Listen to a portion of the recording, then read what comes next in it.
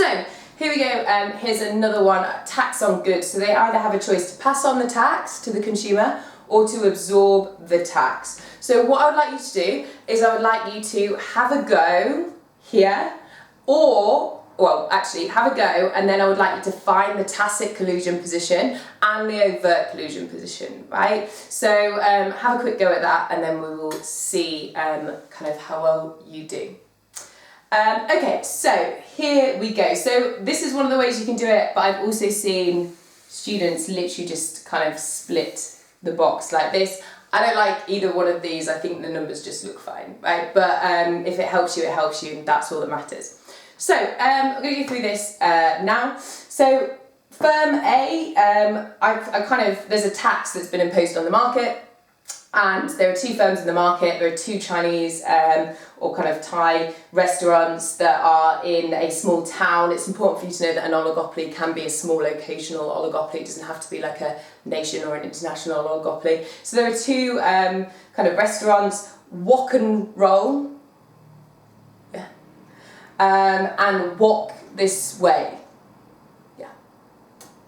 So, and they have a choice. So there's been a kind of tax on unhealthy takeaway foods, and they have a choice. So they can either pass on the tax or they can absorb the tax and kind of pay it themselves and keep their prices the same.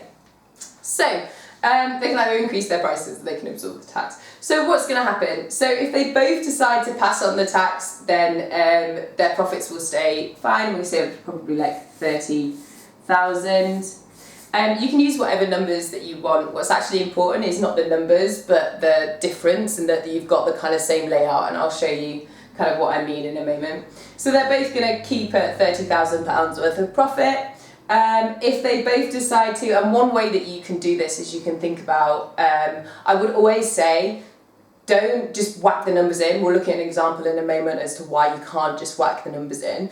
But think about the scenario. So think about, well, what's going to happen if one firm passes it on and another firm absorbs.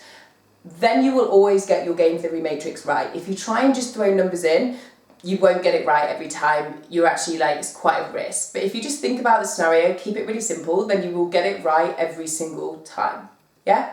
So if one firm decides to pass it on and one firm decides to absorb, well, then obviously, so if we say, for instance, if Wok and Roll decide to pass it on and Walk This Way decide to absorb, well then one price is going to be higher than another, so some people are going to switch. Again, it's not going to be all people, because there's some irrational consumer. Some people might really like Wok and Roll. Some people might be like, Wok and Roll is my favourite food ever. So they don't want to change, they're willing to accept they have more of an inelastic demand than other people in the market.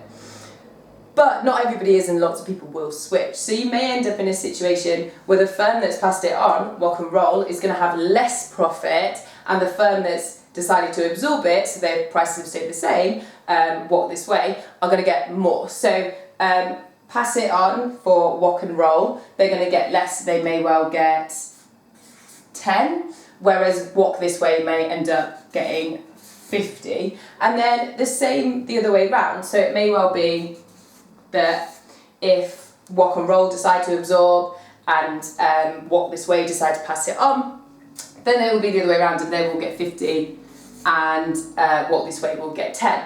And if they both decide to absorb, then they will keep the amount of market share that they have, but their profits will fall, right? And therefore, they will both end up with equal 20 and 20, right?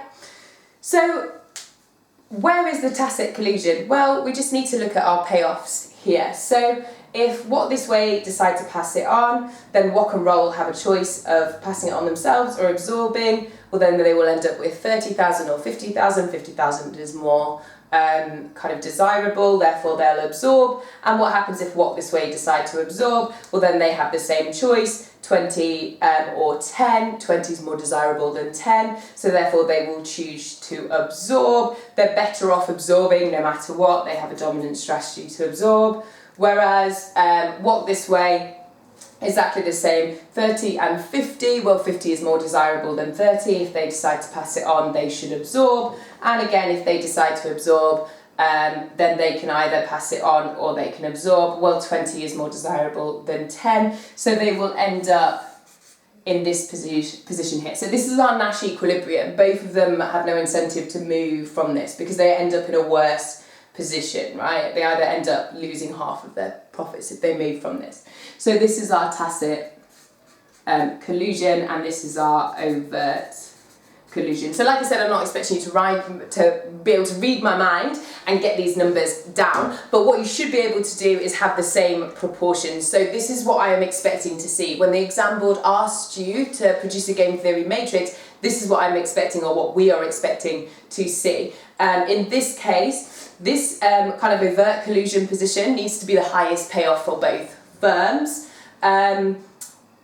There needs to be an incentive to break that collusion, and quite often in the exam that's exactly what's missing from students, is they do a really lovely game theory matrix but they don't show the incentive to break. So actually the tacit collusion position becomes the overt collusion position, and their whole kind of theory and game theory matrix doesn't match up. So there needs to be an incentive to break.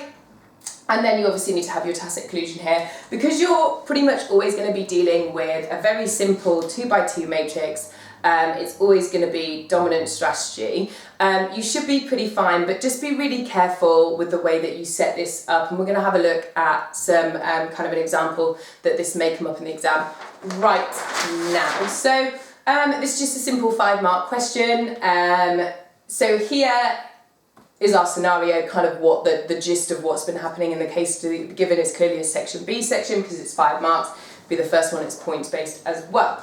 So you've got an advertising ban on Pepsi and Coke. So show on a game theory matrix the effect on the market if Pepsi and Coke engaged in non-price competition, right? So you have to draw a game theory matrix and you need to show what the effect would be. So pause and have a go, and then we're going to go through this together. So pause now. Okay, so the first thing that we're going to want to do is you want to label it. So obviously you have Coke and you have Pepsi. And they have a choice. So if they're engaging in non-price competition, the two things that I'm going to want to see is either they are going to keep the prices the same, that's one of their choices, or reduce price. So some of you may well have done increase price and reduce price, or you may have keep the same or increase price. That is not correct. And I want you to just think about for a second why that might not be correct. It's not correct because price wars, non-price competition, doesn't involve increasing prices. Like, you're not going to increase competition in the market by increasing prices. That wouldn't make any sense. So therefore it's either keep and reduce. And I wouldn't do reduce and increase, because that's actually two different decision steps. So it's either keep, increase, keep, reduce. Yeah? So then you have to just look at, and again it's up to you if you want to draw your lines or if you want to, I'm just going to do numbers. And you can pick whatever numbers you want, as long as they have the kind of settled of what we're going to look at here, that's all that matters. So if both firms decide to keep their prices high, well then both firms will obviously benefit, won't they? So both firms may end up with 50 and 50, so it might be 50 million each or whatever. But if Pepsi decides to keep their prices high and Coke decides to reduce their prices, well then obviously people are going to move from Pepsi to Coke because it's cheaper, right? So Pepsi is going to end up better off than Coke, because some people, not all people remember, but some people are going to move. So therefore it may well be that Coke is going to get 70 and Pepsi is going to get 20. And if Coke decide to keep their prices high and Pepsi decide to reduce, some people will move to them, and therefore Coke's profits will fall to 20 and Pepsi's profits will increase to 70, right? Well then what happens if both of them decide to reduce? Well, they'll keep their market share, but they'll just make less profit. So it may well be that they're going to make 40 and 40, right? So this would be probably about 4 marks out of the question, because you haven't actually answered the question yet. So the answer to the question is all about, well, what's going to happen? So what effect on the market is going to happen? Well, for that, you need to find where they will end up. You need to find the Nash equilibrium, so you can find the effect on the market. This is just telling us our kind of, our outcomes. It's not telling us the effect. So Coke have a choice. If Pepsi decide to keep, then they can either keep or reduce. Well, they've got a choice of 50 or 70. Well, 70 is higher than 50, so they will choose to reduce. And if Pepsi decide to reduce, well, then Coke have a choice of 20 or 40. Well, 40 is higher than 20, therefore they will choose to reduce. And the same with Pepsi. If Coke decide to keep, then they have 50 or 70. 70 is higher than 50, so they will pick 70. And if Coke decide to reduce, they have a choice between 20 and 40. Well, 40 is higher, so they will also decide to reduce, and therefore this is the outcome. So we know that if they keep prices the same, then they will have 50. But if they actually engage in non-price competition, they will end up with 40. So there's 2 things that I'm illustrating here. So the first thing is the last bit of the question, the thing that you need to get to get those last marks, is to tell me what's happening. So you would say, due to because of non-price competition on the game theory matrix, what will happen is the effect on the market will be lower prices, right? Because both of them will reduce their price. So the first thing that we'll see is lower prices for consumers, but also for the firm, what we will see is lower profits.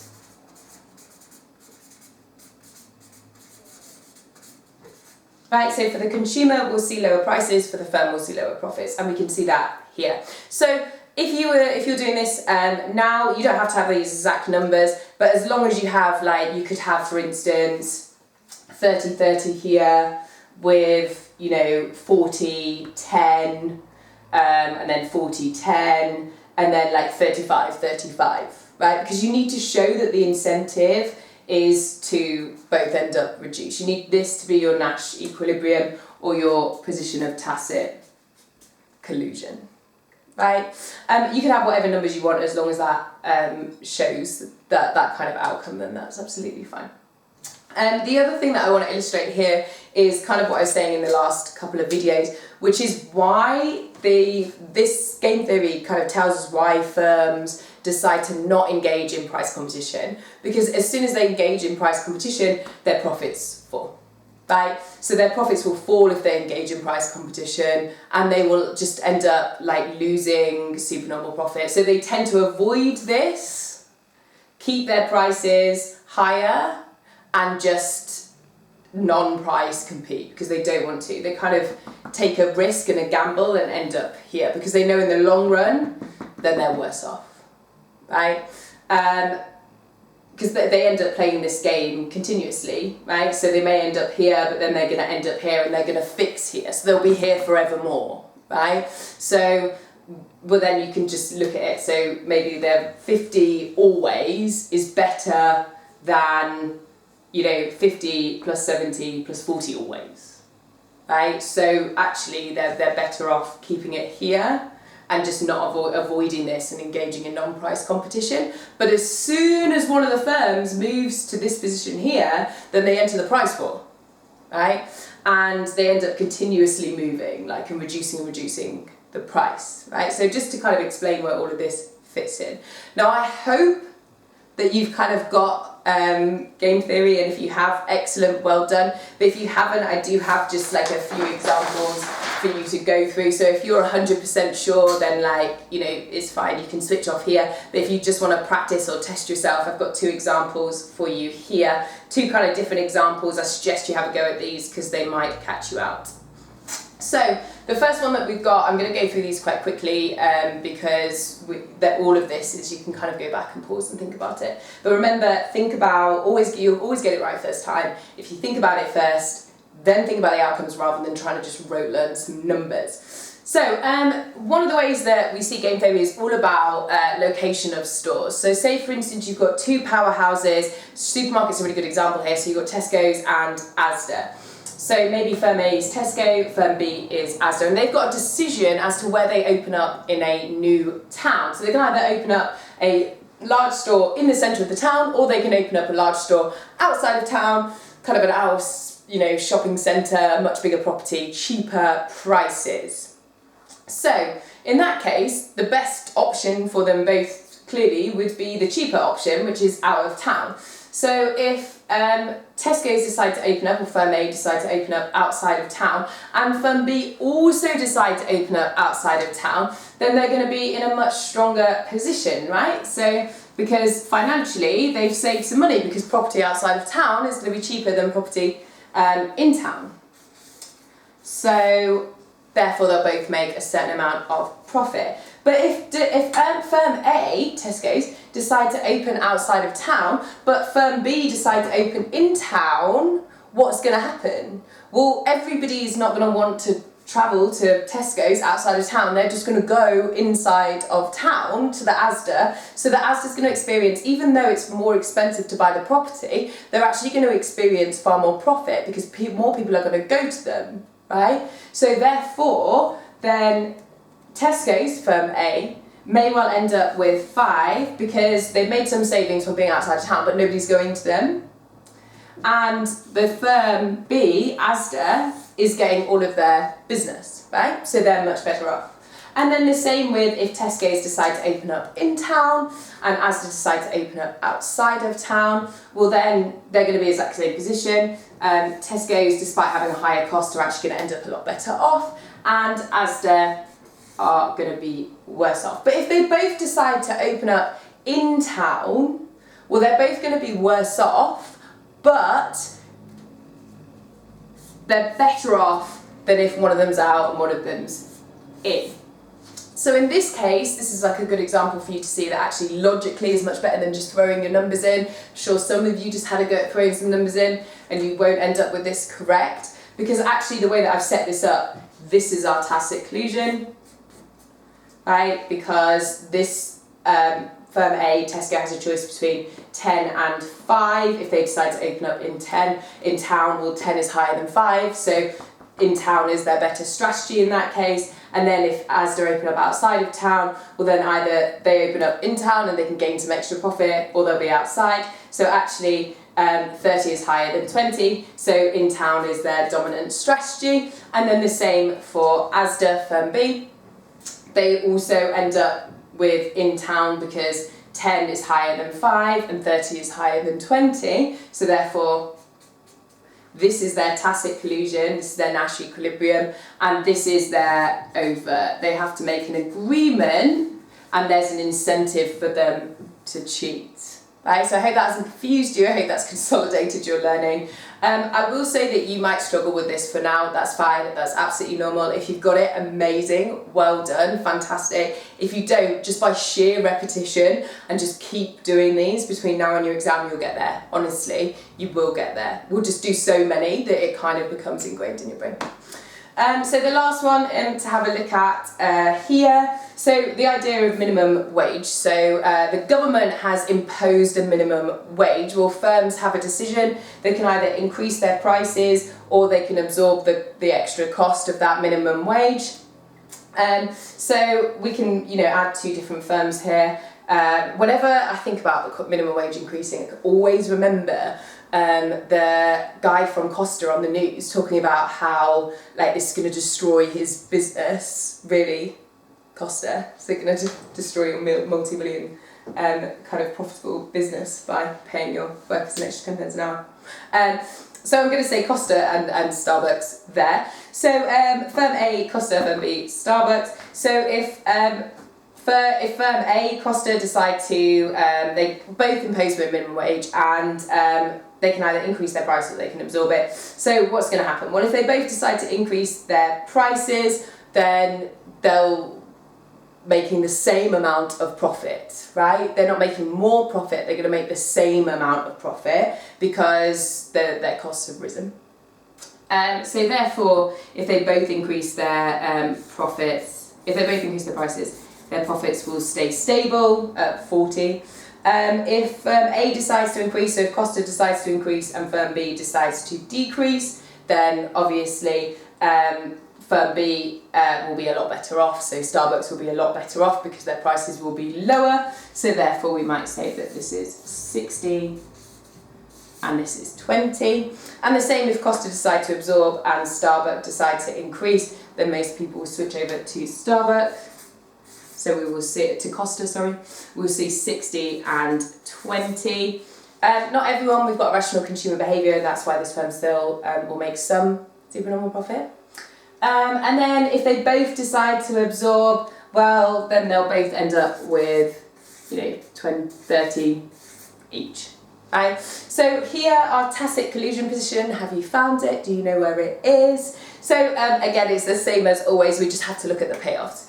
So for Costa, firm A, 40 and 60, 60 is higher than 40, 20 and 30, 30 is higher than 20. So it doesn't really matter what Starbucks does, Costa are always better off absorbing.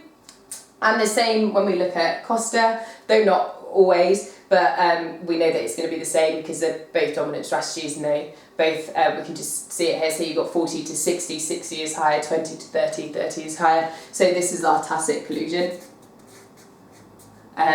position, but that's not the best position for them to be in. They could be here, which is their overt collusion. So during next lesson, what I'm going to do is show you that actually there's a lot of exam questions